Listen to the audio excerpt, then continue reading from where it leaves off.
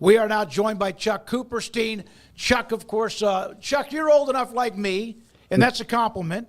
That game had vibes of 1970s and 80s, a national championship type game, in my opinion. Your thoughts about just the game itself last night? Well, obviously, I was doing a basketball game last night, and had a pretty dramatic comeback there. So yeah, you did. I didn't really get to the game until I was in the car driving home with about 10 minutes to go. And I think it was right at that point where Penn State took the lead at 24-17. And I guess I had just heard Leonard through the interception. They took the ball and they scored.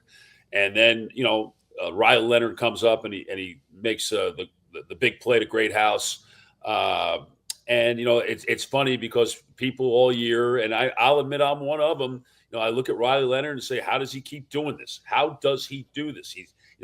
They have really no throwing game to speak of. And yet every time he needs to make a throw, he makes a throw. And he made the huge throw there. And then obviously, Drew Allar is a guy that I've never quite understood what the fuss was about over him. Never understood the whole five-star ranking of him. And, they were killing Sean Clifford for 2 years there because Drew Allar was there, and Drew Allar needs to play, needs to do this. And there was nothing that James Franklin did that should have kept Sean Clifford from playing. He wasn't good enough. I mean, I think that's pretty clear. He wasn't good enough.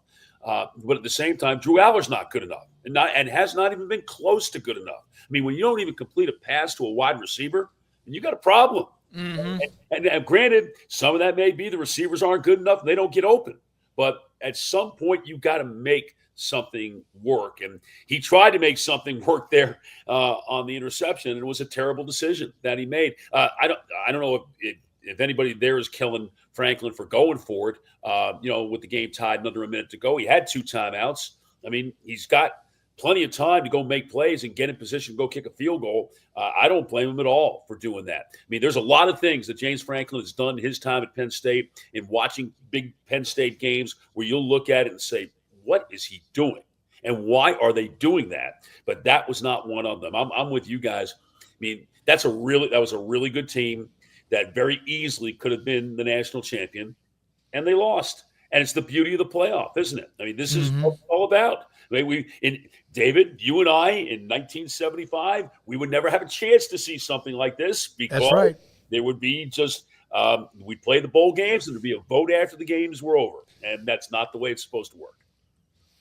Chuck, what do you think about the growth of Marcus Freeman here in his 3rd year, where he was one of those guys where in close games the last 2 years you thought, man, that Ohio State game last year was just a clinic in not having control over things. Now it seems like he's kind of come into his own, especially late in games. He's not coaching tight, that's for sure.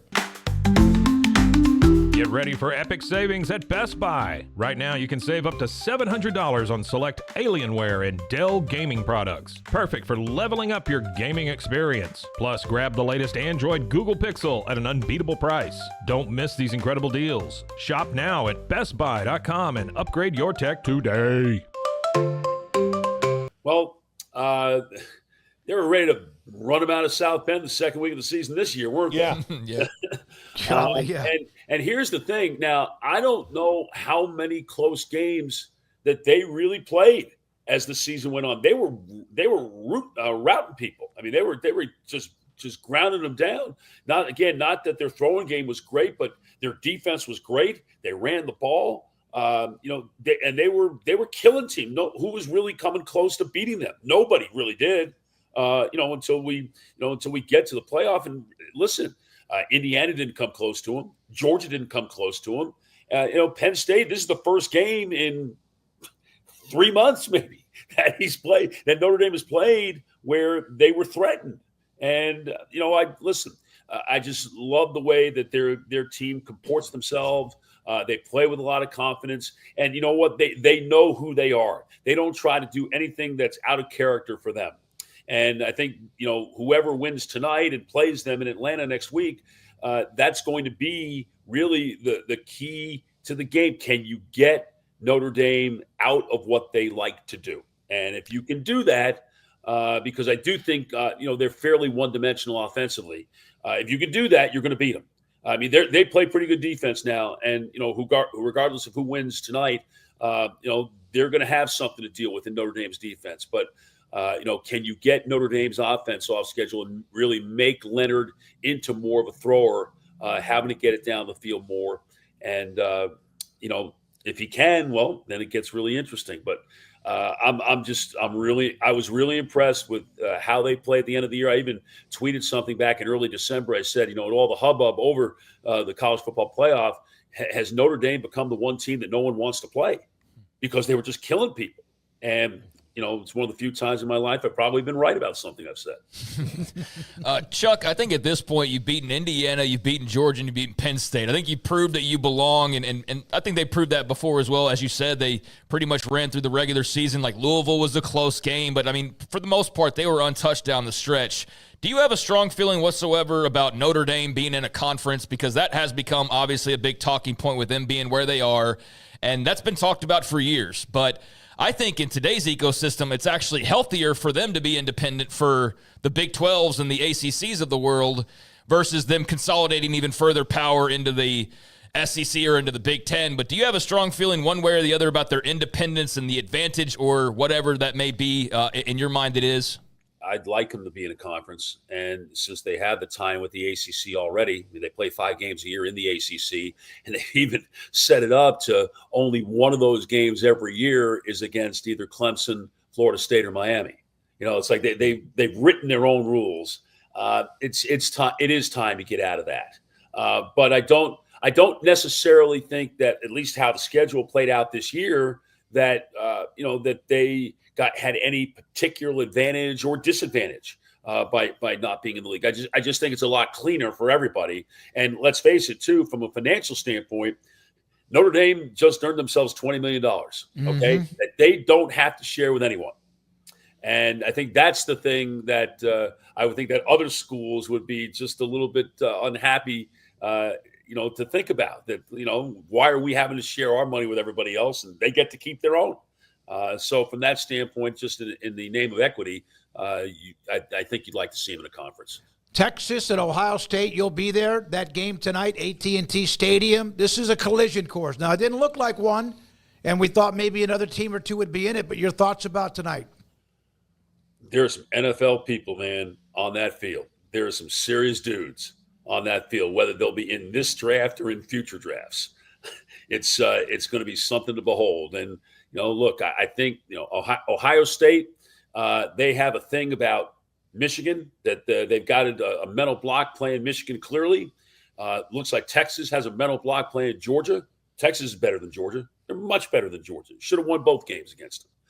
But they played lousy in both of those games and ultimately deserved to lose.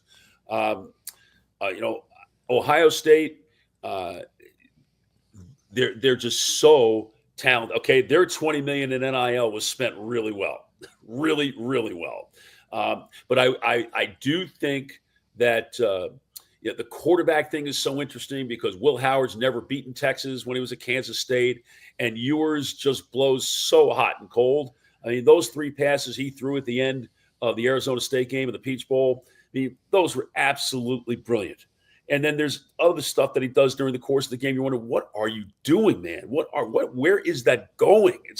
So you've got that. You've got, Ohio State's banged up offensive line against the great defensive front of Texas. You've got the great Ohio State receivers against the great Texas secondary. I just love everything about this game. I love, and I know, we've been talking a lot about branding over, the course of the season as the playoff was developing, and you're getting the rankings every week, which, by the way, needs to stop. It's just so ridiculously stupid, and it just gets people upset for no reason at all because there's only one ranking that matters, and that's the one after the championship games are played. But I mean, there's just such talent all over the field, and you got two of the biggest brands that college football has to offer, and they don't play each other very much. In fact, this is only the 4th time they played. and the stakes could not be higher. And ironically enough, they open the season against each other next year in Columbus. Yeah. And who wants to have the bragging rights all summer? So I'm ready. I can't wait to go. Can't wait to go. Can't wait to see it. I think ultimately Ohio State is a little more consistent offensively, and I think that's why they're going to win the game. But would it surprise me if Texas won the game? I would not be surprised. Chuck, if Ohio State seems like when they jump out, then they're so much looser. And the games that they have lost this year have been the bare-knuckle brawls. Can Texas reasonably make this a bare-knuckle brawl given that defense? I think they can. And Texas, it's not like Texas hasn't started games well either. I mean, certainly the playoff games for sure against Clemson and against Arizona State. I mean, they're up basically 14 points before you can really get yourself settled into the chair. They're absolutely capable of doing that, and they're going to have to do that. You cannot have what happened to Oregon last week happen tonight, because if it does, the result's going to be pretty well the same.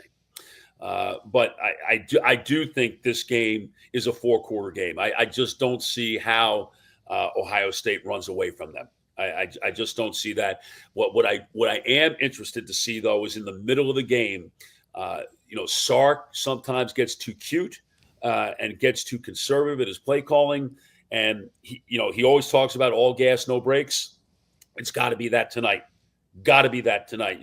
Worry about getting to Notre Dame and deal with that after the game if you're fortunate enough to win it. But this game, you're going to need everything to do it. And no messing around. No trying to really ultimately go conservative and try to run the ball.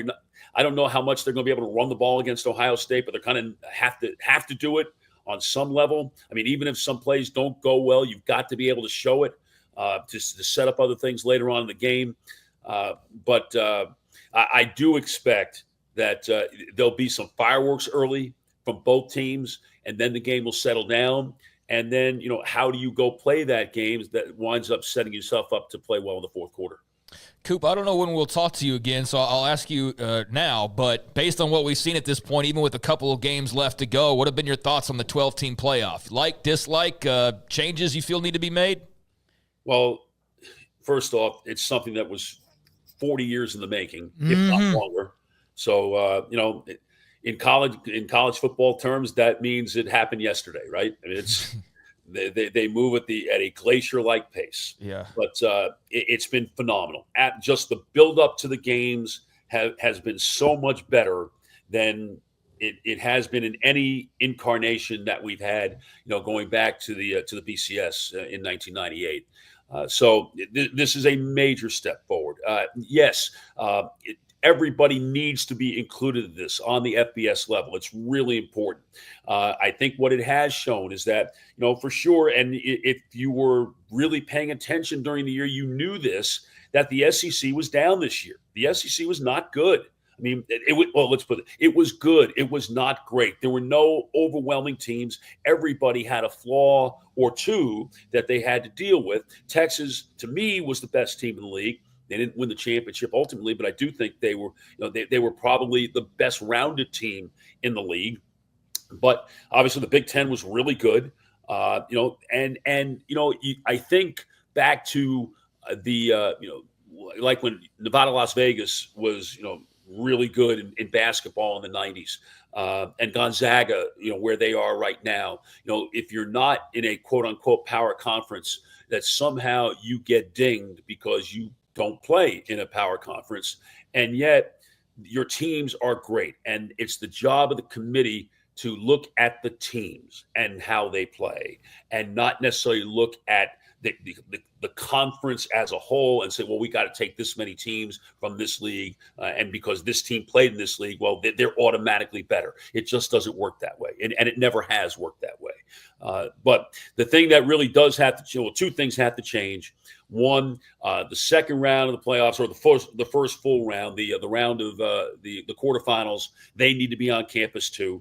Frankly, I'd like to see everything be on campus until the championship game. and have it be like the NFL. And I know there are a lot of college fans who say, well, we don't want to be the NFL. And my answer to that is, why wouldn't you want to be like the NFL? They're only the most successful sporting operation that God has ever put on this green earth. So why would you not want to be that? So I realize that affects the bowls in a lot of ways. But I think that, have it like the NCAA, to where the College Football Playoff runs the tournament. They're the ones that determine the sites of games, wherever it may be, and then play that. And then you've got to reseed. You can't have the conference champions automatically have the top 4 seeds. You've got to seed them honestly, as the committee evaluates the teams, and then after every round you reseed, because the job should be, if you want the regular season to matter, well, you need to be protecting the best teams, or the teams that you as a committee perceive to be the best teams. And so you reseed after every round, and then go play the championship game, sometime in January, whenever you're going to play it. Chuck, I am curious on your thoughts of the possible rebirth of the Florida Gators and DJ Lagway, and the high school recruiting's going really well right now. Billy Napier, it's such a weird thing that happened this year, because Graham Mertz he wasn't a net positive, he was a net negative. He was just there, and he was playing well. But when DJ Lagway came in, they started winning, and he kind of that injury allowed Billy Napier to kind of get out of his own way a little bit. And the Gators have more positive buzz around them than they have in more than a decade. Well, I don't know about that. Yeah. Because Florida's been a very up and down program really for the last 15 years. I mean, there have been some very good teams. I mean, they've had coaches that each have won, 10 games in a season. Dan Mullen won 10. Jim McElwain won 10. Got to the SEC championship game twice. Will Muschamp won 11. I mean, he had some good, a couple of good teams there, but they've never been able to sustain it.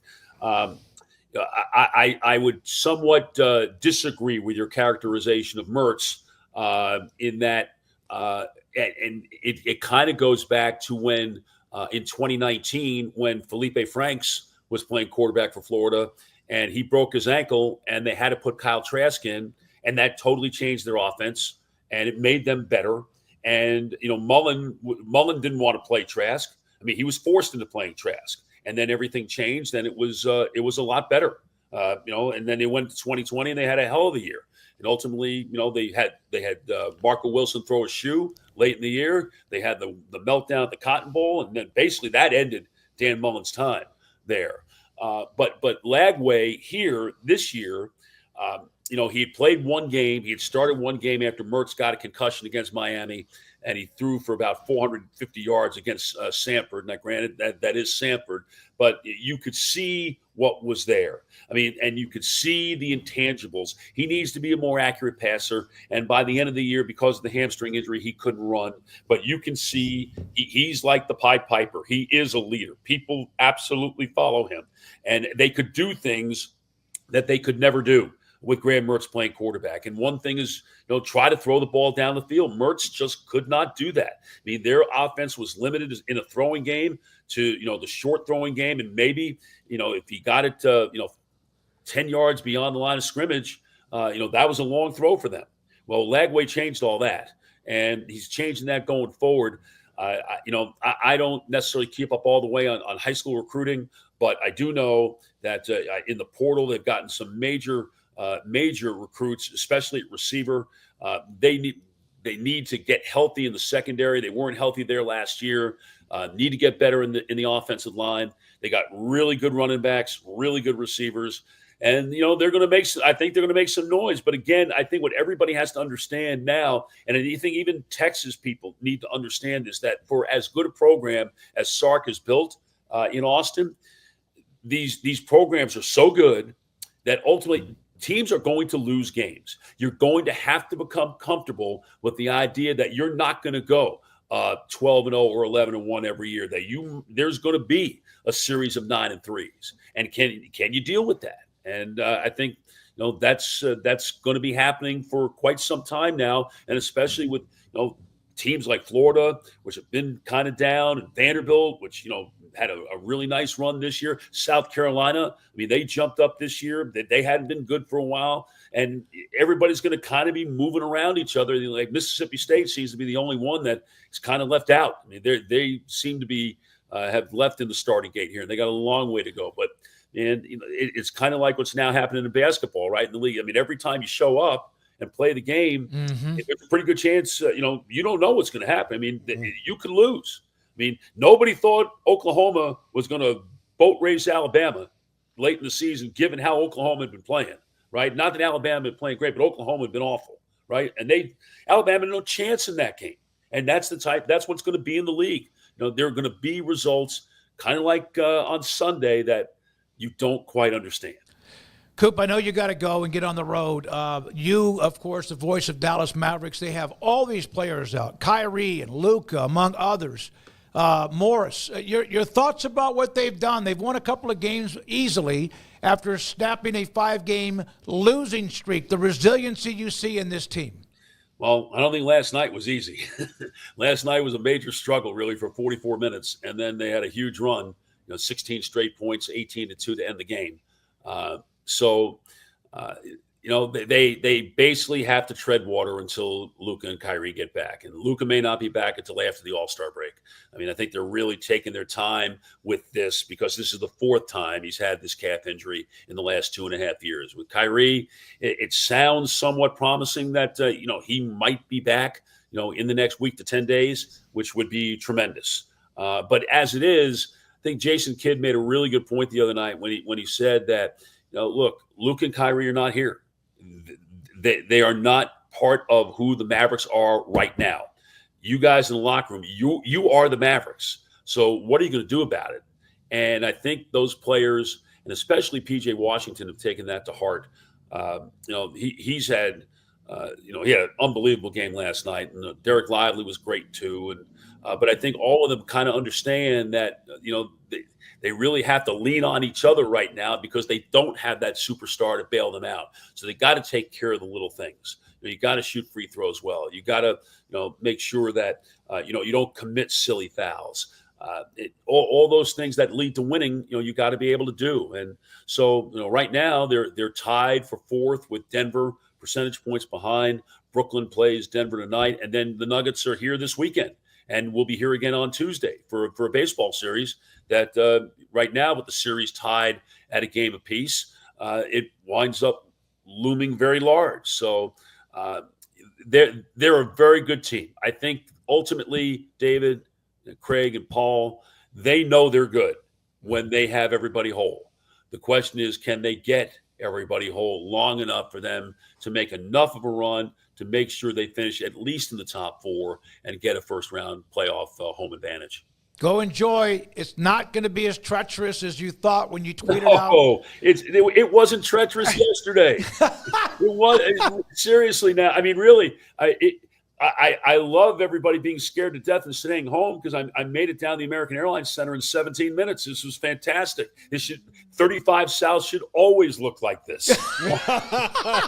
And then driving home, there was nothing. There was nothing going on here. I mean, and I understand. Look, everybody gets scared when we say snow, and I think everybody gets excited. You hear 3 to 5 inches of snow. I will tell you at my house in northeastern Dallas County that or I said northwestern Dallas County at the edge of Las Colinas that we had maybe a half inch to an inch. Yep. That was it. Yeah. It wasn't like the Super Bowl, baby, back when the Steelers and Packers. Oh, my God, that was miserable. No, it wasn't like that. Wasn't like the Ice Bowl, when Houston and Notre Dame played. Yep. Or when Flutie came here to play in the 85 Cotton Bowl, And, of course, we had 10 inches of snow for the NBA All-Star Game in 2010. We're magical at this time of the year with big sports events and good weather. Thank you, buddy. Great to see you, Coop. Keep it up. Right. Great Chuck Cooperstein with us on many things. Notre Dame and Penn State, Texas and Ohio State, college football in general. Love his knowledge. He's the best, man. I appreciate him for giving us time to discuss college football today.